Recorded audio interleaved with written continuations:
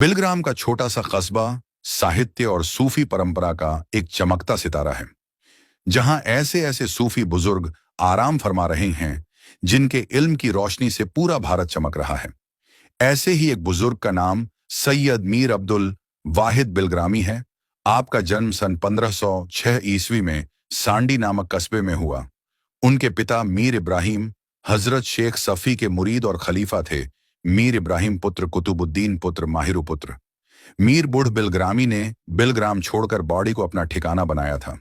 इस परिवार में सूफी परंपरा की जड़ें बहुत गहरी थीं और मीर अब्दुल वाहिद का बचपन इसी आध्यात्मिक माहौल में बीता। मीर अब्दुल वाहिद की प्रारंभिक शिक्षा सांडी और बॉडी के विद्वानों के मार्गदर्शन में हुई। जब वे मात्र 18 वर्ष के थे, तब उनके आध्यात्मिक गुरु हजरत शेख सफी का देहांत हो गया। इसके बाद शेख हुसैन सिकंदरा ने उनकी आध्यात्मिक और शैक्षिक तरबियत का जिम्मा संभाला। शेख हुसैन ने उन्हें चिश्तिया सिलसिले के साथ साथ कादिरिया और सुहरवर्दिया सिलसिलों की खिलाफत भी प्रदान की। इस तरह मीर अब्दुल वाहिद एक ऐसे सूफी संत बन गए जिनमें विभिन्न सूफी परंपराओं का संगम था। उनका जीवन केवल आध्यात्मिकता तक सीमित नहीं था। मीर अब्दुल वाहिद एक विद्वान लेखक और फारसी के उच्च कोटि के शायर भी थे, जिन्होंने शाहिदी तखल्लुस से रचनाएं की। उनकी सबसे प्रसिद्ध पुस्तक थी सबअ सनाबिल, जिसका अर्थ है 7 बालियाम। ये पुस्तक 7 अध्यायों में विभक्त है और सूफी परंपरा में इसका विशेष महत्व है। फारसी में लिखी इस कृति का उर्दू अनुवाद भी आज आसानी से उपलब्ध है। इसके अलावा उन्होंने नुजहतुल अरवाह की विद्वतापूर्ण व्याख्या और कई अन्य पुस्तकें भी लिखीं जो सूफी विचारधारा को और समृद्ध करती हैं।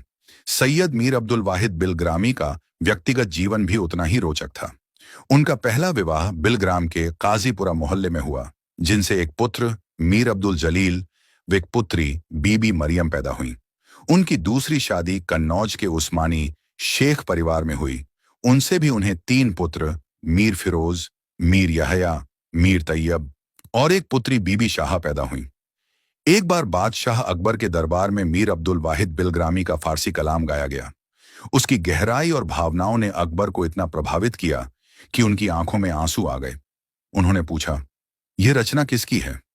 जब उन्हें बताया गया कि यह मीर अब्दुल वाहिद बिलग्रामी का कलाम है, तो अकबर ने उनसे मिलने की इच्छा जताई। मीर साहब जब दरबार में पहुंचे तो अकबर ने उनका भव्य स्वागत किया और सम्मान में बिलग्राम में 500 बीघा जमीन भेंट की। मशहूर इतिहासकार अब्दुल कादिर बदायूनी, जो अकबर के दरबार में थे, ने भी मीर अब्दुल वाहिद बिलग्रामी की प्रशंसा की। अपनी किताब मुंतखिबुत तवारीख में उन्होंने लिखा कि सन 1569 में जब वे लखनऊ से बिलग्राम गए तो मीर साहब से उनकी मुलाकात हुई। ये मुलाकात उनके लिए अविस्मरणीय और लाभकारी रही। बदायूनी ने मीर साहब को एक ऐसे सूफी संत के रूप में वर्णित किया जो न केवल इबादत में डूबे रहते थे, बल्कि हिंदी रागों के प्रति भी उनका प्रारंभिक लगाव था।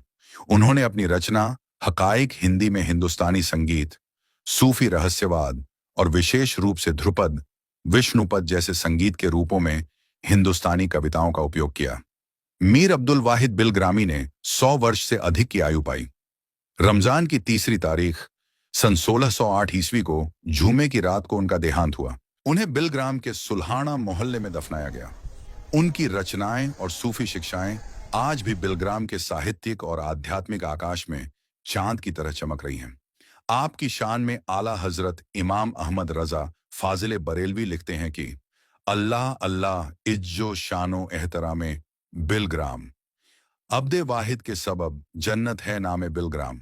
वीडियो अच्छी लगी हो तो कमरुल खान कमर बिलग्रामी को फॉलो करें। मिलते हैं फिर एक नए वीडियो के साथ।